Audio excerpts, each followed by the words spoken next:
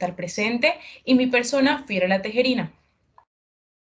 La estructura de la exposición consta de las definiciones sobre lo que es la geomorfología, vamos a ver lo que es el objeto de estudio, su importancia del clima, la importancia de la geomorfología y una pequeña conclusión. Y por último veremos un video acerca del tema.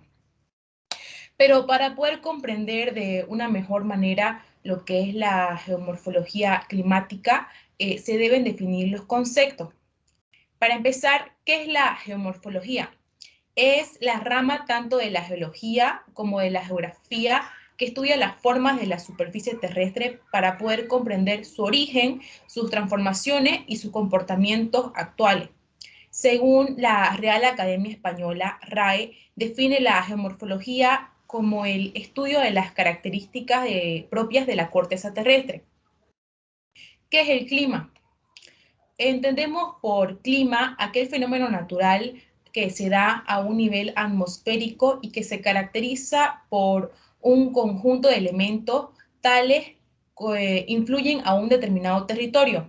Es un conjunto de condiciones atmosféricas que caracterizan a una región, según define la RAE. Ahora bien, con estos dos conceptos anteriores podemos definir lo que es la geomorfología climática. Como su nombre lo sugiere, estudia la influencia del clima con el desarrollo del relieve específico, debido a la acción de fenómenos atmosféricos como el viento, la lluvia, la presión atmosférica y la temperatura. La geomorfología climática estudia el relieve en sus relaciones con el clima. Por consiguiente, el modelo o forma que adquiere es debido a los diferentes aspectos según la influencia con el medio bioclimático, bajo el cual éste evoluciona. Es decir, que la acción del clima sobre el relieve se manifiesta en su estructura geológica y litológica.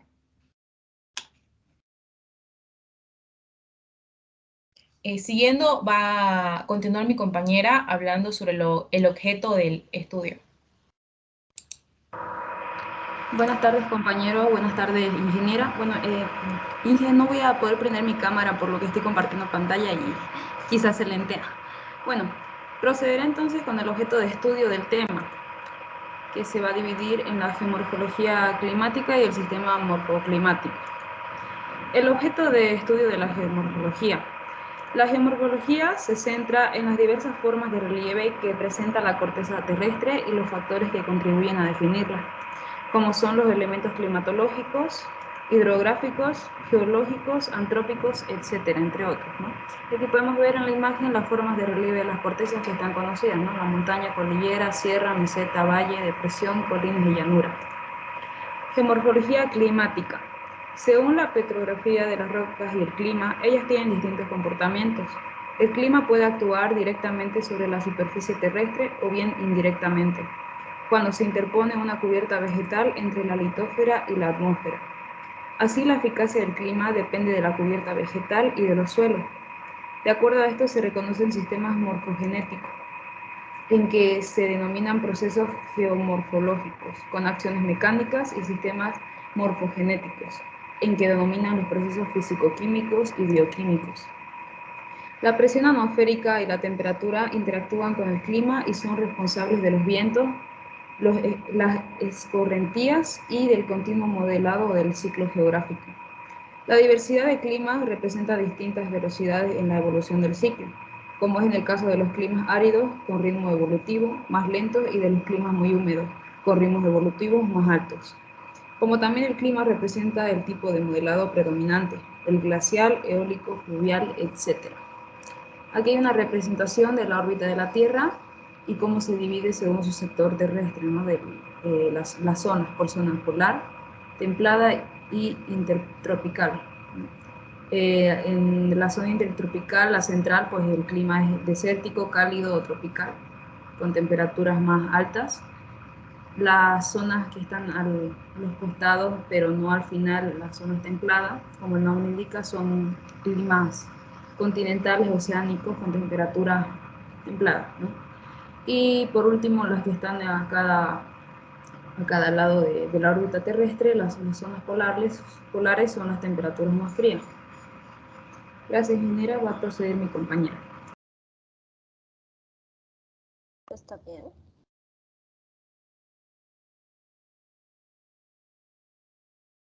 Bueno, ingeniera, el sistema morfoclimático es el contexto climático bajo el cual se han generado las formas de relieve. De esta manera, las formas heredadas han sido generadas bajo paleoclima, mientras que las formas actuales se generan bajo climas recientes. El clima ejerce una influencia directa e indirecta. Una influencia directa sobre agentes geomorfológicos y una influencia indirecta presente que hace que la presencia de diferentes tipos de vegetaciones. Por tanto, cada región climática presentará un modelado característico. Este dominio climático directo o indirecto sobre el relieve se denomina sistema morfoclimático. El clima actúa directamente sobre el relieve a través del condicionamiento de los agentes exógenos, realizando un trabajo morfogenético, y en forma indirecta mediante la creación de condiciones óptimas para el desarrollo de masas vegetales. Por tanto, es posible establecer una relación relativamente directa entre el clima, la vegetación, el suelo y el relieve. A continuación va a seguir mi compañero Percy.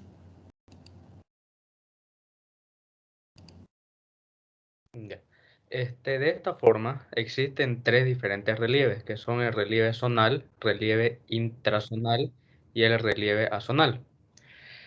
El relieve zonal, su modelación ha sido fruto directo de las condiciones climáticas al momento de su generación. Los relieves intrazonales, su modelación depende de agentes exógenos, que actúan independientemente de las condiciones climáticas, pero que modelan en forma distinta según el clima. Como un concepto que tenemos los agentes exógenos. ¿Qué son los agentes exógenos? Son factores mecánicos, químicos y biológicos que se originan fuera de la estructura terráquea. Los relieves azonales, su modelación depende de agentes endógenos o agentes exógenos, que no son influenciados directamente por el clima como la gravedad y el mar. Y otro concepto que tenemos, los agentes endógenos, son principalmente las fuerzas internas de la Tierra, como la presión magmática, y también son llamados como agentes renovadores, ya que aportan nuevo material rocoso ígneo a la superficie terrestre. La importancia del clima ejerce en su influencia en forma directa e indirecta. La forma directa se entiende a la acción que ejerce el clima, que es la temperatura, la humedad y la lluvia, que esto va directamente a las rocas. Como primer punto, sobre la temperatura. A estas variaciones de las temperaturas son las que hacen el resquebrajamiento de las rocas, siendo cuando se realizan ya sea por encima y por debajo, que este pequeño concepto es llamado termoclastia. El siguiente punto, que sería la humedad. La humedad actúa cuando las temperaturas diarias y o estacionales fluctúan por encima y por debajo. Cuando las temperaturas bajan hasta 0 grados, la humedad puede condensarse y el agua se puede solidificar, produciendo el mismo concepto de antes, resquebrajamiento, que en este caso sería gelifracción. Y como último punto, la lluvia. La lluvia es acorde al funcionamiento de esta misma. Depende de la cantidad, de la duración en tiempo de cada lluvia y de la forma que afecta. La capacidad erosiva será mayor cuando el régimen pluviométrico sea contrastado. A continuación va a seguir mi compañero Eduardo.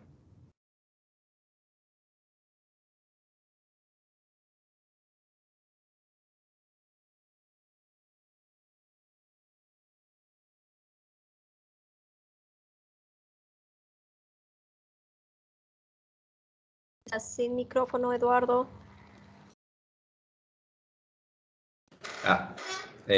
Como les decía, yo voy a continuar con la exposición, con la manera en que el clima afecta de forma indirecta. Esta se realiza a través de los suelos y la vegetación. Donde se lo puede apreciar mejor son las pendientes y las vertientes.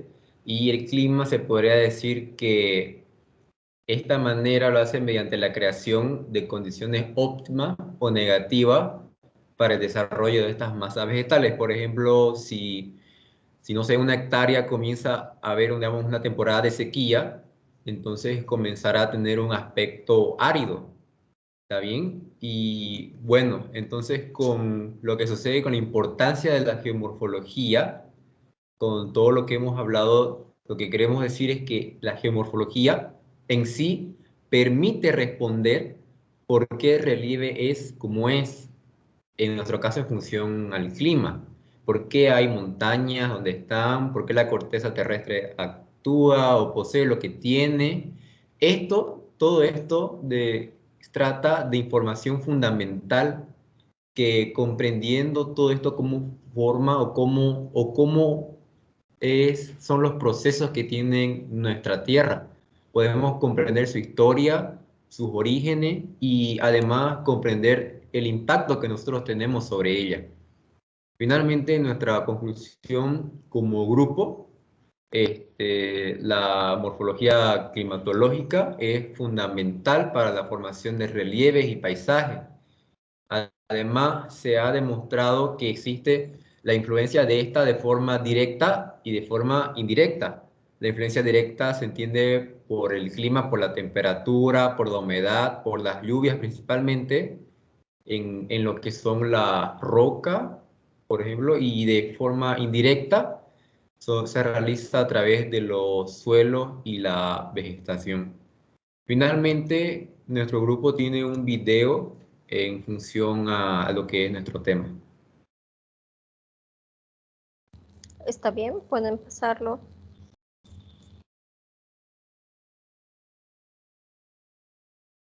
Voy a volver a compartir, ingeniera, la pantalla para que compartir el audio. Ya.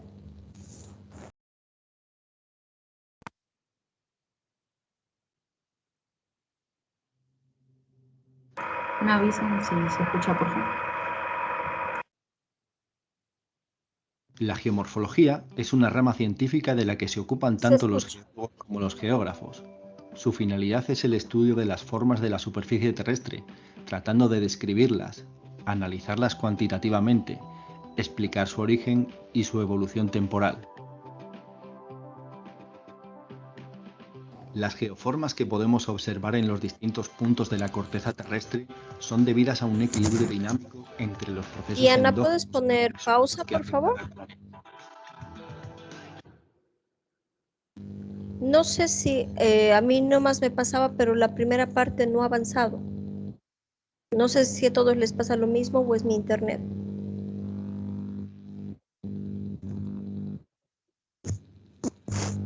El resto,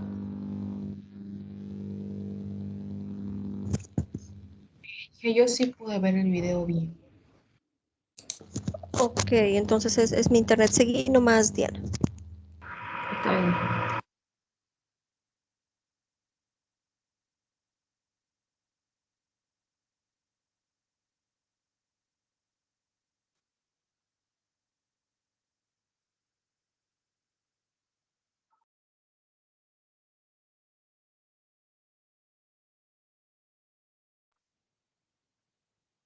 Principalmente asociados a la del interior de la Tierra, generalmente levantan. Por un lado, los procesos del interior de la Tierra generalmente levantan el relieve en la superficie de la misma, y se expresan principalmente asociados a la tectónica de placas, con la formación de cadenas montañosas y cuencas, plegamiento y fracturación en las rocas, y actividad volcánica, entre otros fenómenos. Mientras tanto, los procesos externos tienden a reducir y homogeneizar el relieve, siendo los agentes encargados de esto el agua, el viento, el hielo y la propia gravedad, además de la interacción de los materiales rocosos con la atmósfera. Este aplanamiento del relieve se va a ver controlado tanto por la erosión y meteorización de las rocas que afloran en superficie, como por la deposición de los sedimentos movilizados en superficies topográficas más bajas. A partir de estos dos tipos de procesos implicados, podemos hacer una primera clasificación de las geoformas, considerando por un lado las morfoestructuras como las morfologías resultantes de la expresión de los procesos endógenos, y por otro lado las morfoesculturas, fruto de la acción dinámica de los procesos exógenos. Ambas tipologías generalmente van a aparecer conjugadas.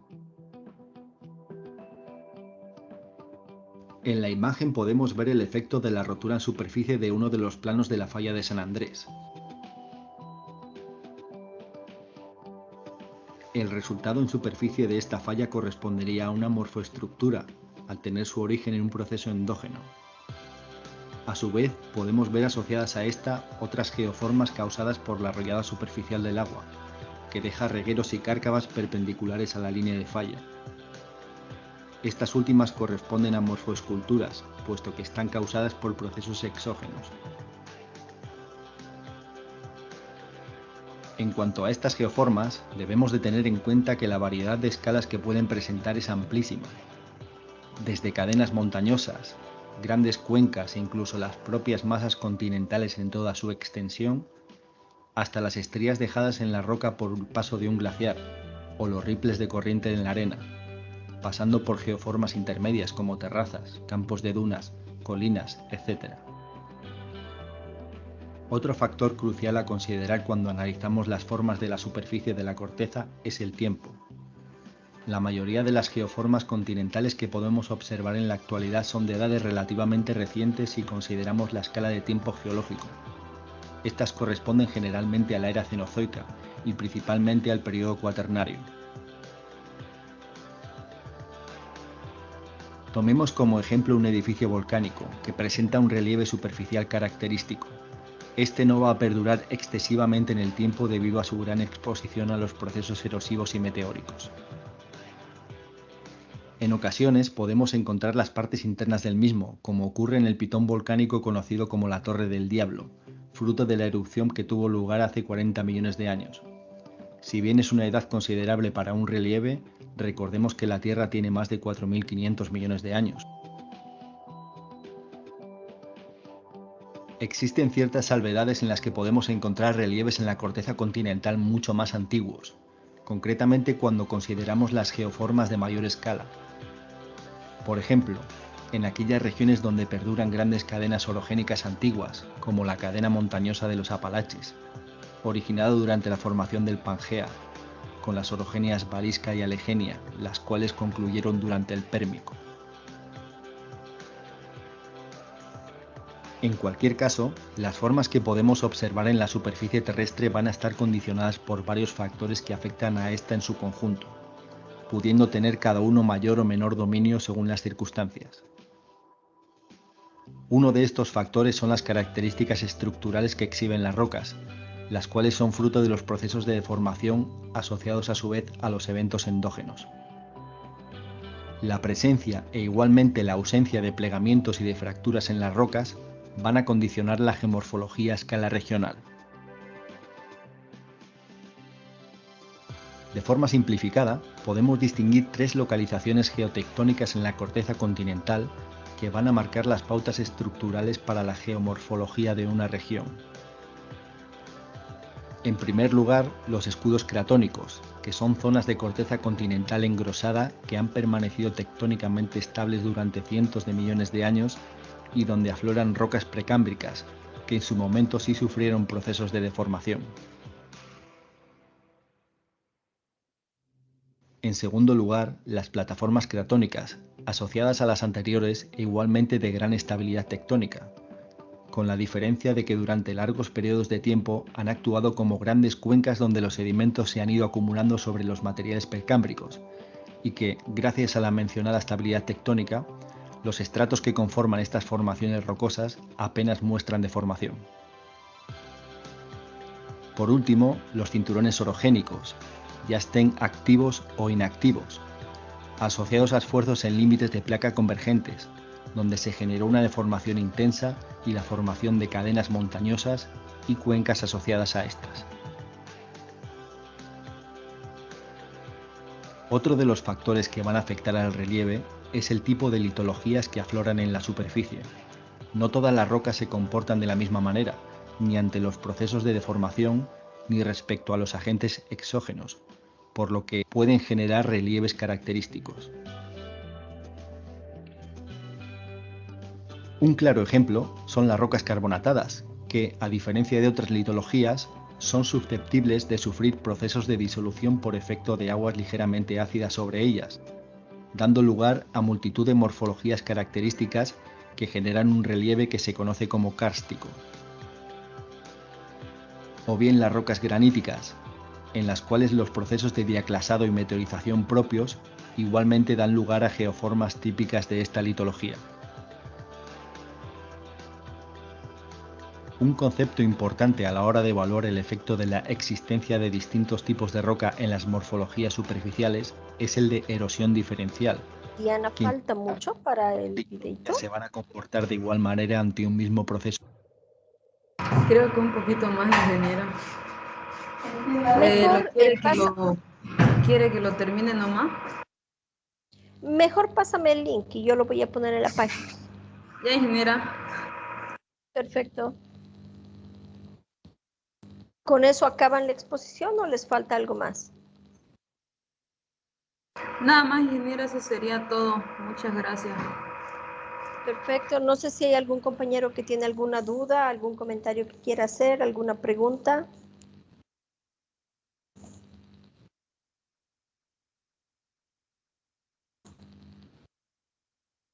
Ok, pasemos al segundo grupo, por favor.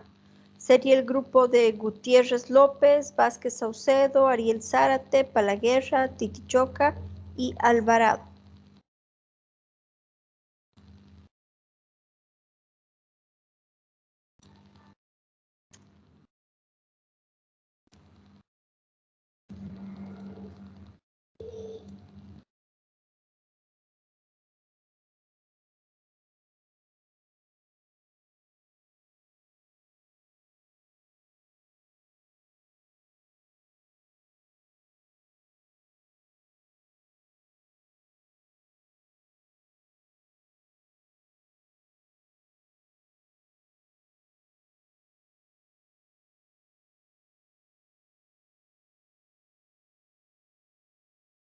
Hola, tengo, Inge, mi compañero Fabio ahorita va a presentar.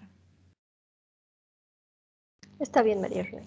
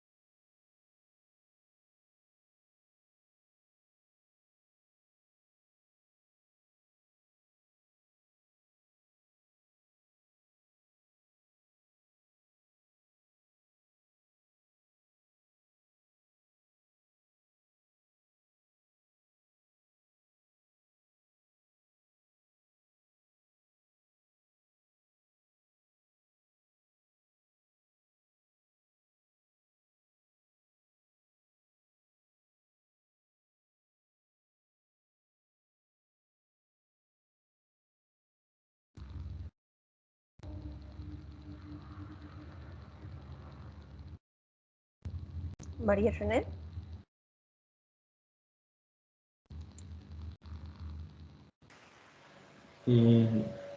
¿Podemos comenzar? Sí, ya pueden empezar. Ya. Buenas tardes, ingeniera, buenas tardes, compañero. A nuestro grupo nos tocó exponer lo que es la geomorfología fluvial. Siguiente diapositiva, por favor. Integrante. Está conformado por María René Vázquez Saucedo, María Ariel Zárate Díaz, Fabio César Titichoca, Fabio Alejandro Gutiérrez, mi persona y Mauricio Alvarado Rodríguez. Siguiente, por favor. Antes de comenzar lo que es un tema específico, quisiera dar una introducción a lo que es de la geomorfología. Es una rama de la geología y la geografía que estudia la forma de la superficie terrestre y los procesos de las ramas. El término geomorfología proviene del griego geo, que significa tierra, morfe, que significa forma, y logos, estudio y conocimiento. La geomorfología fluvial está muy relacionada tanto con la geografía física como la geografía humana, en lo que se refiere a los riesgos naturales y la relación entre el hombre con el medio. Bueno, a partir de la segunda mitad del siglo XX, las evidencias acumuladas del mal funcionamiento de los sistemas fluviales intervino o fue perturbado por el hombre, se puede decir, o por cosas naturales. Esto ha llevado a que los países desarrollados incorporen varias geomórficas y tomaron una decisión al ver el creciente interés del público por la ecología, aparte de que ha sido un factor importante. Bueno, viendo esto que han tomado en cuenta lo que es la ecología, se vio que la geomorfología fluvial se vaya desarrollando mediante este concepto. Se dio gracias a lo que son los proyectos de ingeniería civil y a las evaluaciones de la ecología fluvial. Siguiente, por favor.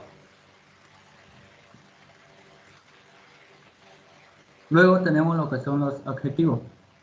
Primero tenemos un objetivo general que fue compilar la información sobre la geomorfología fluvial mediante buscadores académicos y páginas web oficiales. Luego tenemos objetivos específicos. Como primer punto tenemos lo que son mencionar las utilidades de la geomorfología fluvial en la construcción, ya que abarque toda la ingeniería civil. Luego está lo de resumir la información importante sobre la geomorfología fluvial. Siguiente, por favor. Bueno, a continuación va a seguir mi compañero.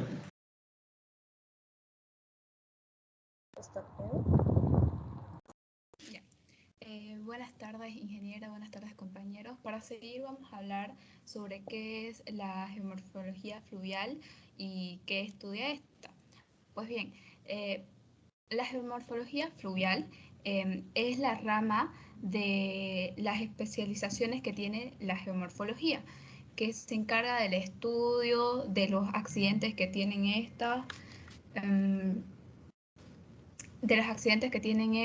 las geográficas, las formas, los relieves, las ocasionadas, las acciones de los ríos sobre la superficie terrestre, y esta estudia la estructura y forma de los ríos, incluyendo la configuración transversal y la longitudinal del cauce, la geometría de las secciones y forma de los ríos, incluyendo estas, claro.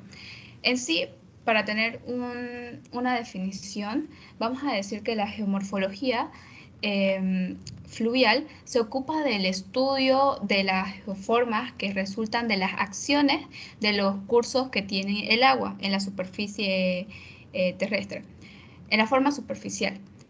La geomorfología es la clave del funcionamiento del sistema fluvial, el conjunto de los elementos y los procesos, que es la base de toda la intersección que tienen. Pues bien, para el siguiente punto que hablaremos, que es la siguiente diapositiva, vamos a hablar sobre las ramas de la geomorfología fluvial. Pues bien, como hemos dicho anteriormente, la geomorfología fluvial son las que se encargan de mejorar de los detalles del estudio de los accidentes que tienen geográficamente las formas y los relieves.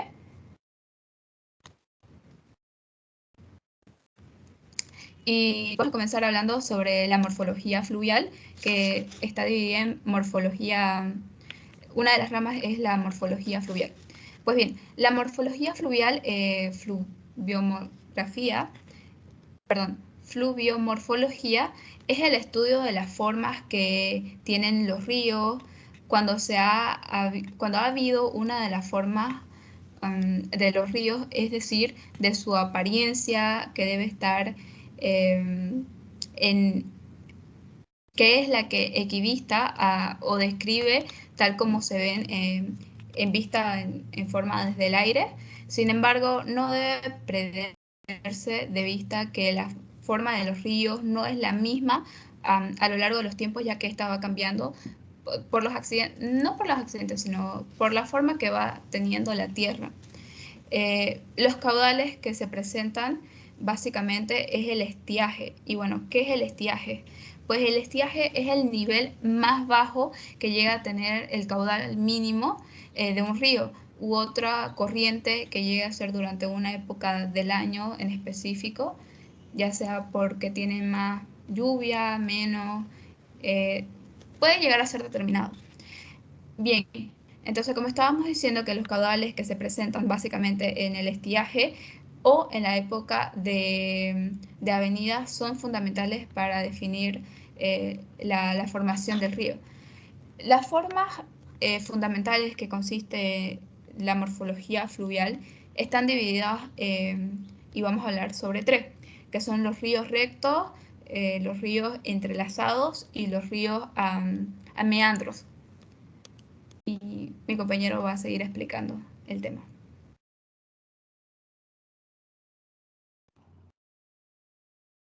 Bueno, buenas tardes, ingeniera, buenos días, buenas tardes, compañeros. Yo voy a continuar hablando sobre los ríos rectos. En la naturaleza prácticamente no existen ríos rectos. A estos se les puede considerar como un estado transitorio al meándrico. Blaise nos dice que un tramo fluvial es recto. Si un tramo fluvial es recto, esto es anormal y transitorio, es decir, que es esencialmente inestable. En la naturaleza, los cursos de agua verdaderamente rectos son tan raros que se pueden considerar casi inexistentes. También esta aparición nos puede mostrar pequeños tramos rectos que pueden deberse a la presencia de determinadas estructuras geológicas. En un río recto podríamos definirle como aquel cuya sinuosidad es tan pequeña que puede despreciarse. Esta situación también la podemos crear artificialmente y el río solo se puede comportar como recto cuando el caudal es lo suficientemente grande como para ocupar totalmente la caja fluvial. Este caudal a veces se le puede llamar también caudal de no desborde. Siguiente diapositiva, por favor. Al hablar de los ríos entrelazados, este puede tener varios nombres. Uno de los principales también es ríos trenzados, y esta es una variante de ellos que está constituida por ríos anastomosados, cuyas características se presentan más adelante. También los ríos entrelazados tienen varios canales secundarios que se comunican entre sí y que pueden formar bancos entre ellos, al igual que los cauces que se entrecruzan. Va a continuar mi compañero. Gracias.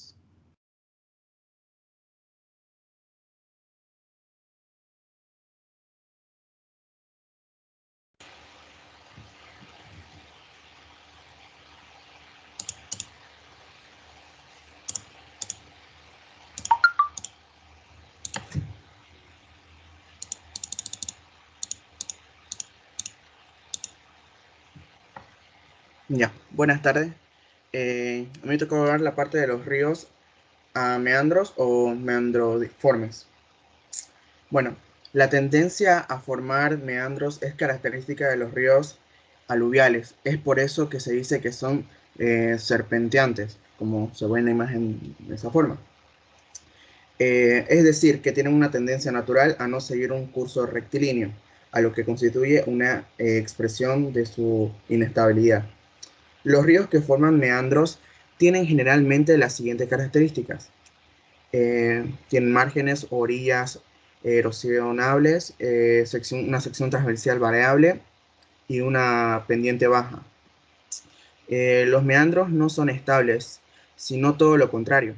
Su dinámica se manifiesta por un continuo alargamiento, migración, que generalmente hacia aguas bajas, y cortes eventuales.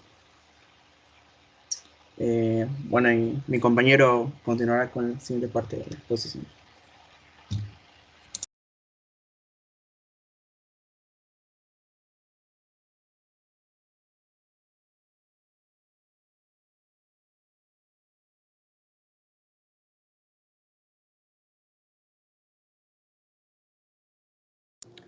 Bueno, yo les voy a explicar sobre la dinámica fluvial.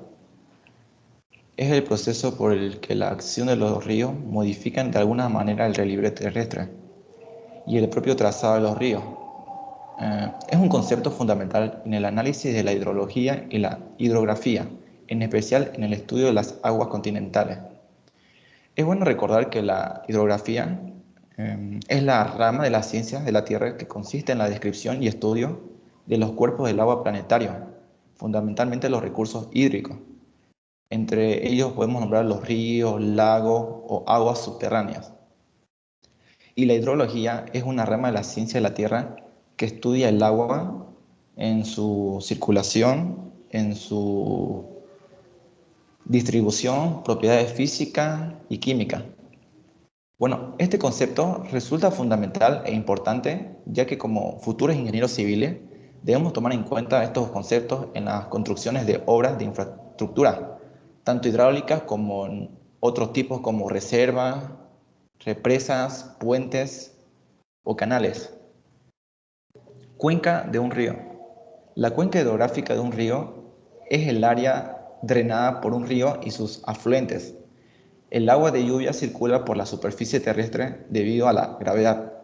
Como podemos observar en esa imagen de abajo, se divide en cuenca alta, cuenca media, cuenca baja y zona de transición. En la cuenca alta se puede observar un lago que ha sido obra de varias lluvias, se puede decir, que una vez rebalsado va bajando hasta una zona de transición. La forma en que baja el agua, eso ya dependería de la pendiente y el molde de la parte terrestre, ya que si la pendiente es muy alta puede bajar rápido el agua. Y aquí, como les iba diciendo antes, aquí estamos viendo dos ramas importantes, que sería la hidrografía y la hidrología, que son partes importantes que tenemos que tomar en cuenta nosotros como futuros ingenieros. Un ejemplo claro sería que en la cuenca media, si nosotros como ingenieros nos mandan a hacer o hacemos una represa, tenemos que tomar los factores de la dinámica fluvial, que tendríamos que ver cómo funcionaría o cómo se generaría la rapidez por la que pasan los fluidos del agua. A continuación, mi compañero le explicará el caudal y régimen fluvial. Continuando con la exposición de mi compañero, voy a hablar sobre el caudal y el régimen fluvial. El caudal de un río es la cantidad de agua que lleva ese río en un momento dado. Se mide en metros cúbicos sobre segundo en los sitios de aforo convenientemente situados según las necesidades en la planificación de las cuencas hidrográficas, por ejemplo, antes o después de una confluencia a la salida de una región montañosa o llana. En el régimen fluvial es el comportamiento o la fluctuación del caudal de un río a lo largo del año. Se refiere a variaciones del caudal que suelen quedarse registradas en los lugares de aforo. El régimen fluvial constituye a su vez el promedio de los aforos diarios, mensuales y anuales. Durante un largo periodo de años, el proceso es relativamente complejo. Diariamente se registran el caudal máximo, el mínimo y se obtiene un promedio. Se hace lo mismo con los promedios diarios en cada mes. Para terminar, hablaré sobre la conclusión y las recomendaciones. Los estudios fluviomorfológicos como parte de la geomorfología fluvial son de vital importancia para garantizar la estabilidad de las obras viales construidas en las inmediaciones de un río. Se recomiendan que las investigaciones de geomorfología fluvial, incluyendo las fluviomorfológicas, se emprendan desde la iniciación de los estudios de una obra vial ubicada en las proximidades de un río. Eso sería todo, ingeniera. Muchas gracias. Muchísimas gracias. Me alegra mucho que así haya sido cortito, pero que hayan hablado de la influencia que tiene dentro de lo que es la ingeniería civil, ¿no? Muchísimas gracias. Pasemos, por favor. No sé si hay alguien que tenga alguna consulta, alguna que necesite alguna aclaración.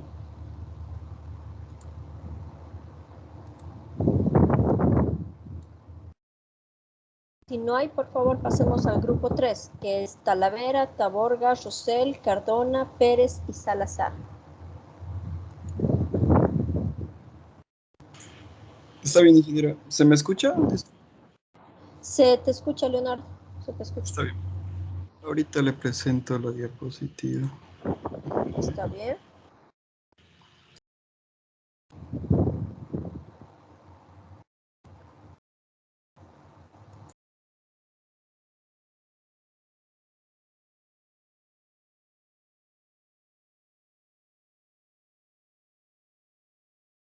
Milton, yo por si acaso voy a presentar la pantalla.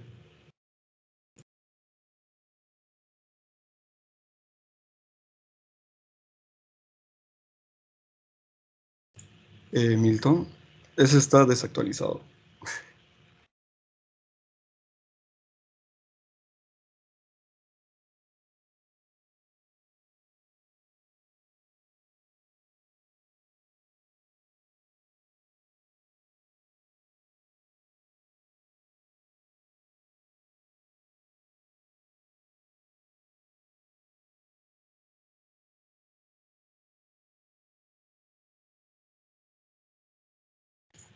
Bueno, primeramente, buenas tardes a todos. Nosotros somos el grupo 3 que vamos a exponer sobre la geomorfología de remoción en masas. Los integrantes somos yo, mi persona, y mis compañeros Cristian Alexander Taborga Coca, Milton Francisco Rosell Brizuela, Freddy Mioshin Cardona Machicado, Carlos Alejandro Pérez Cruz y Matías Salazar Gutiérrez. Como definición... Perdóname, Leonardo, tu cámara, por favor, no nos olvidemos. Las cámaras. A ver, es que no sé si se puede activar, ingeniero, ahorita me fijo. Okay. ¿Me puede ver? No. No. Me sale que está activa. A ver. Yo no te veo, no sé si alguien te ve. Una vez más lo voy a activar. ¿Me puede ver, ingeniera? No. Ingeniero, sí, porque está compartiendo pantalla. Ok, perfecto. Continúa nomás. Está bien, ingeniero.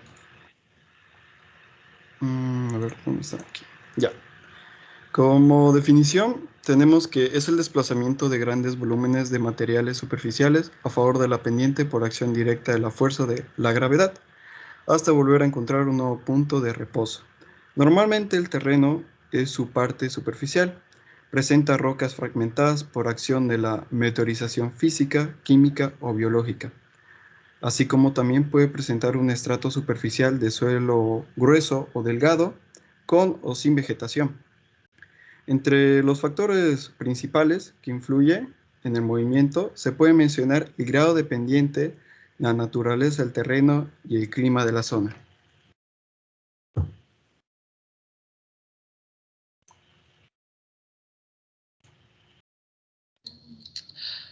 Buenas tardes, ingeniera.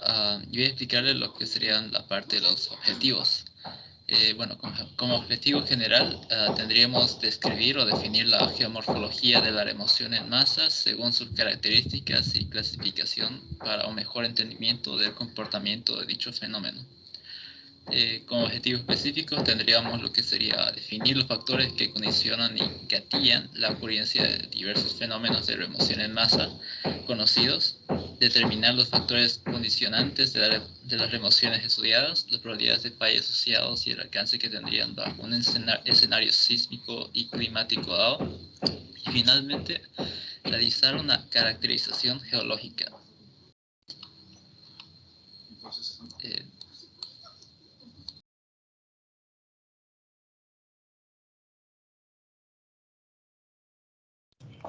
Bueno, como siguiente punto, vamos a continuar con la remoción de masa. La remoción de masa es un término de remoción de masas o movimiento de masas. Prácticamente se refiere a un proceso de movilización descendiente lenta o rápida, determinado de un volumen de suelo, rocas o ambos en diversas proporciones, generado directamente por acción directa de gravedad terrestre o por serie de factores de superficie terrestre, según Illich. Bueno, lo que se llega a entender es de que forma un ciclo evolutivo de la Tierra, en cual pertenece a un ámbito geodinámico. En eso se constituye por causas, factores y métodos de ocurrencia en fenómenos y sus efectos internos como externos. Se podría decir que gracias a la remoción de masas, geológicamente uno puede ver y analizar si hay procesos excepcionales y que no constituyen, ¿no? Por ejemplo, las acciones que participan en una evolución de la Tierra, en el caso de ingeniería civil, si esa parte de esa tierra o ese terreno va a ser movible y si hay una remoción de masas por cada cierto tiempo, ¿no? Y si realmente ha evolucionado, ya sea por el bien descendiente, o sea, o es una masa muy estática, no muy dura. Le doy la palabra a mi compañero.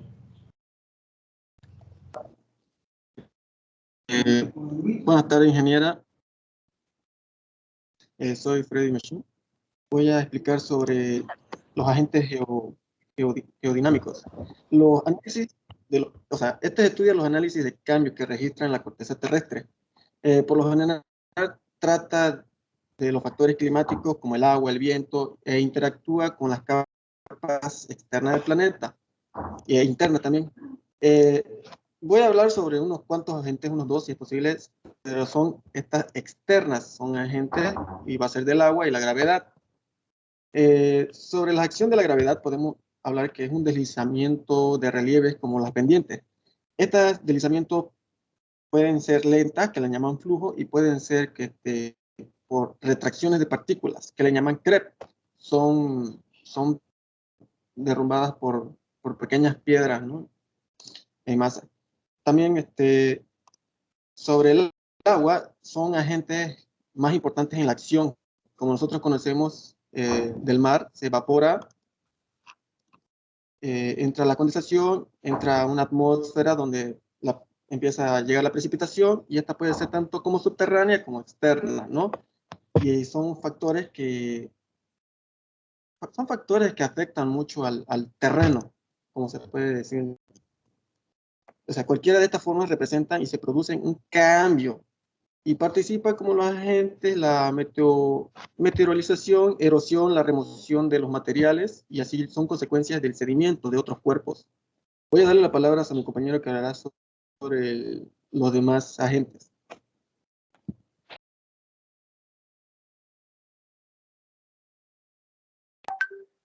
Buenas tardes.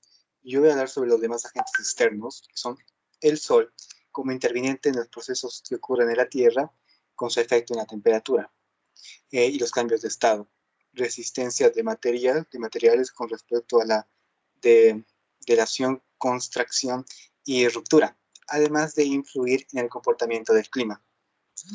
Otro sería los organismos vivos. El hombre contribuye a cambiar el modelo terrestre a través de sus actividades principalmente económicas, que han contribuido al desequilibrio, por ende, el desarrollo de fenómenos que son dinámicos. Gracias.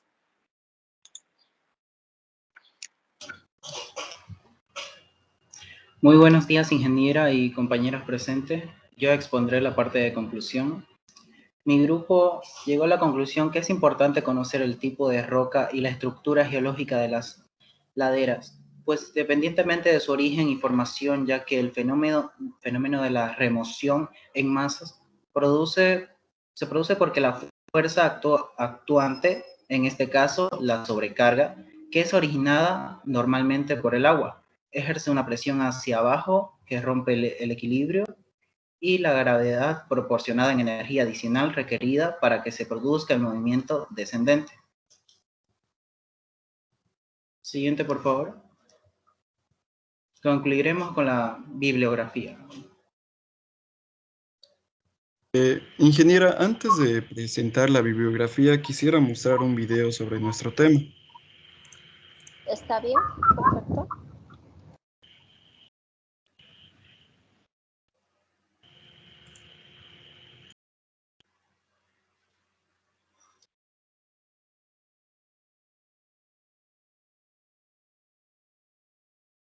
¿Se puede llegar a escuchar, ingeniero? Disculpen. ¿O no? No, yo no escucho. No escucho. Ya, permítanme un ratito, por favor, compartir de nuevo. A ver. Permitir esto. Y... ¿Se puede escuchar, ingeniero? Sí, ahora se escucha.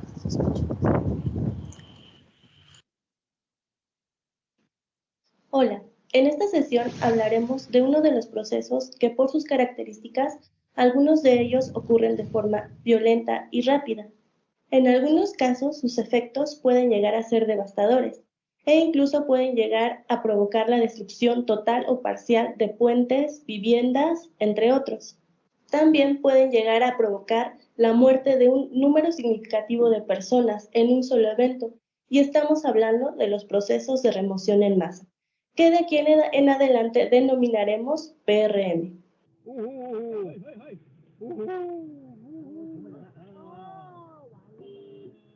Di drammatico. Madonna! È pazzesco! Incredibile!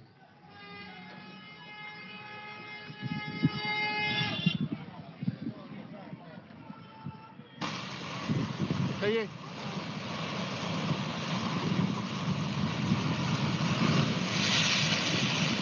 Se les denomina PRM a todos aquellos desplazamientos de material superficial de suelo y roca que se generan debido a las fuerzas de gravedad. Por lo general ocurren en zonas de pendiente fuerte, es decir, en zonas montañosas. Estos procesos pueden llegar a ocurrir cuando una ladera se vuelve inestable por cambios en el relieve. Estos movimientos pueden ser lentos o rápidos y la cantidad o el volumen de material pueden variar según las características propias del sitio donde se producen. Ahora bien, un cambio en la estabilidad de una ladera se puede producir por factores internos y externos. Las causas internas se refieren a todos los cambios físicos dentro de una ladera, que favorecen la reducción de resistencia de los materiales que la forman. Por ejemplo, cambios en la composición del material, como son cambios en la textura o en la composición físico-química del mismo. Mientras que los factores externos son todos aquellos agentes que incrementan los esfuerzos del material superficial sobre la ladera, los cuales pueden ser la corriente de un río, cambios en la forma de la ladera por excavaciones, deforestación o incluso otros fenómenos como sismos y precipitaciones. Es decir, en ocasiones lluvias intensas o con un largo periodo de tiempo llegan a saturar el suelo y lo hacen inestable, por lo que provocan un derrumbe. En el caso de un sismo, las vibraciones que se generan con este proceso hacen que la ladera se vuelva inestable y llegue a derrumbarse. Todos estos factores estarán determinados por las características geográficas del lugar donde se presenta un PRM. Por mencionar algunas, tenemos el tipo de suelo, el tipo de roca, la ausencia o tipo de vegetación. Estos a su vez determinan el tipo y la velocidad de movimiento de un PRM, y con estas características es como se clasifican los procesos de remoción en masa. A continuación describiremos algunos de estos procesos. Caídas o desprendimientos. Son los movimientos en caída libre de diferentes materiales como rocas, suelos o detritos, es decir, material suelto, que se desprenden del sustrato de roca y caen. Vuelcos o desplomes. Son columnas de roca o de tierras que muestran un movimiento de rotación hacia adelante y al exterior de una ladera. Deslizamientos. Es el movimiento de una porción de terreno a través de una superficie de ruptura y que se desplaza sobre estratos o capas de roca sólida. Flujos. Es un movimiento continuo, similar a un líquido viscoso, y adopta la forma de la ladera por donde se desplaza. Movimientos complejos. Es la combinación de dos o más tipos de movimientos, que es lo que sucede comúnmente. En esta sesión aprendimos qué son los procesos de remoción en masa y algunas de sus clasificaciones. Evaluar el peligro por PRM es un proceso complicado.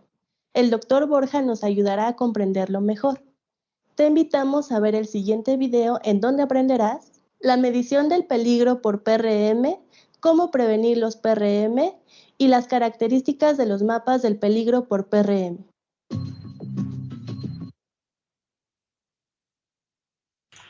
Y a continuación mostraré las bibliografías de donde nos guiamos la información. Y eso sería todo, ingeniera, sobre el tema de geomorfología de remoción en masas. Muchísimas gracias, Leonardo. La verdad que el tema de remoción en masas es uno, creo yo, de los más importantes para ustedes como ingenieros civiles, ¿no? Además que tomando en cuenta la geología de lo que sería Bolivia. Seguramente muchos de ustedes van a tener que trabajar en Cochabamba, van a tener que trabajar en lo que es La Paz, van a tener que trabajar en lo que es el Beni y van a estar viendo muy de cerca lo que son estos procesos de remoción en masa. Me hubiera gustado que hubieran puesto videos de lo que sucede en Bolivia, ¿no?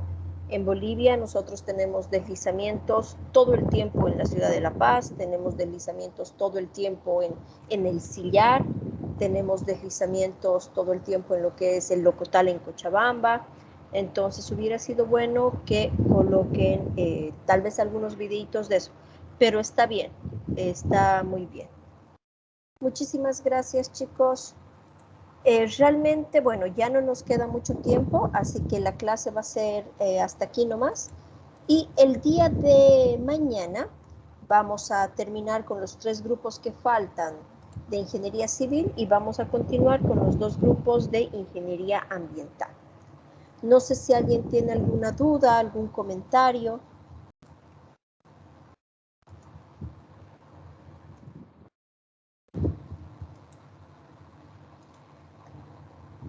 Si no hay ninguna duda, ningún comentario, entonces eso sería todo, chicos, y nos estaríamos viendo el día de mañana. Mañana nos faltan 5 grupos, así que trataremos de iniciar puntualmente, por favor, ¿ya?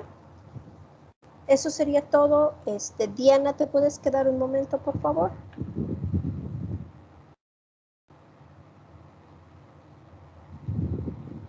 ¿Yo, ingeniera? Sí, sí, tú. Claro, claro. Ok, eso sería todo, chicos. Podemos abandonar. Nos vemos mañana. Hasta mañana, Inge. Hasta mañana, Cristian. Hasta mañana. Hasta luego, ingeniera. Buenas tardes. Chao, chao. Buenas tardes. Hola, ingeniera, que tenga buenas tardes. Chao, chao. Buenas tardes, Fabio.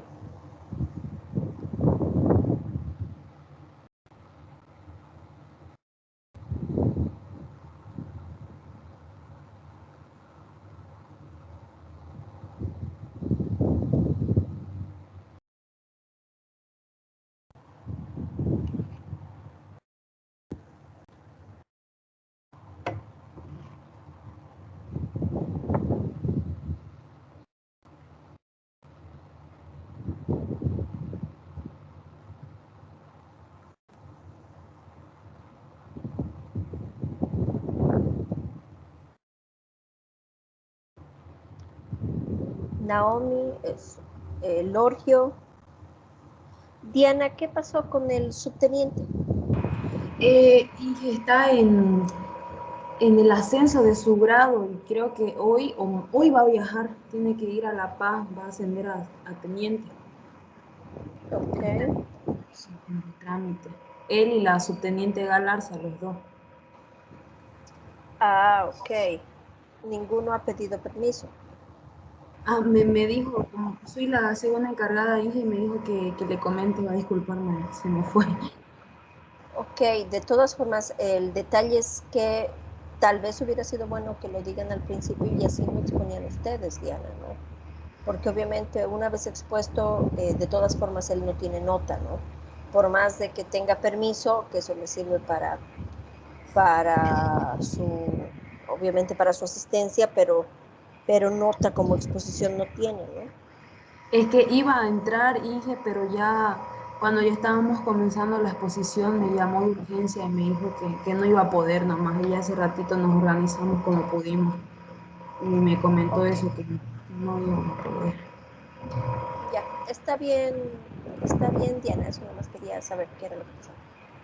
Ya, ingeniera, gracias. Está bien, Diana. Nos vemos mañana. Chao, Hasta chao. luego.